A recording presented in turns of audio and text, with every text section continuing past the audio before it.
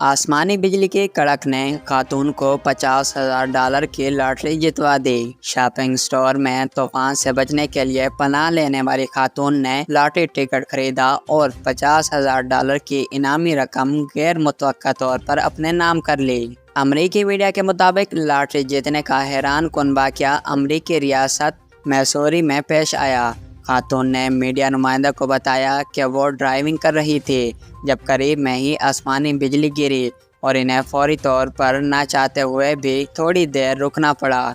इन्होंने बताया कि सड़क पर 2 बिजली के बोर्ड थे जब बिजली गिरी। मैंने अपने शोहर से कहा कि मैं इस तूफान में नहीं जाना चाहती। तूफान थम जाने के इंतज़ार तक खातून ने करीबी स्टोर में पनाह ली और वहां मौजूद पावरबॉल लॉटरी टिकटों में से एक टिकट खरीद लिया।